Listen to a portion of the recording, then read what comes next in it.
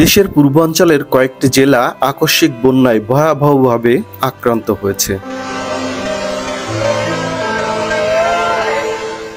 এর মধ্যে রয়েছে সুনামগঞ্জ, মৌলভীবাজার, হবিগঞ্জ, চট্টগ্রাম, ফেনী, নোয়াখালী, লক্ষ্মীপুর, কুমিল্লা ও খাগড়াছড়ি।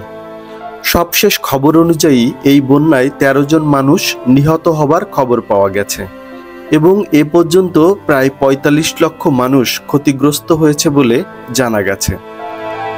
আকস্মিক এই বন্যায় মানুষ ভয়াবহভাবে আক্রান্ত হয়েছে। লক্ষ লক্ষ মানুষ পানিবন্দী হয়ে পড়েছে।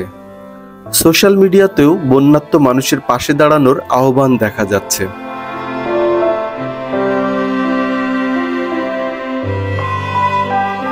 কেন এই আকস্মিক বন্যা, চলুন জানা যাক।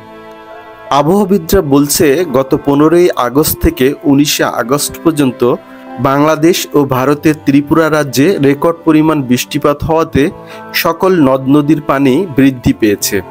এছাড়াও 19শে আগস্ট ভারতের ত্রিপুরা রাজ্যে রেকর্ড পরিমাণ বৃষ্টিপাতের কারণে ত্রিপুরা রাজ্যের সব ড্যাম ও ব্যারেজের পানি ধারণ ক্ষমতার সীমায় পৌঁছে গেলে 20শে আগস্ট রাতে হঠাৎ করে সব ড্যাম ও ব্যারেজের গেট খুলে দেয় ত্রিপুরা রাজ্য সরকার। আর সেই পানি ঢুকে পড়েছে বাংলাদেশের বিভিন্ন জেলায়। তৈরি হয়েছে বন্যা পরিস্থিতি। এই বন্যায় বেশিরভাগ মানুষ আশ্রয়হীন ও খাদ্য সংকটে ভুগছে।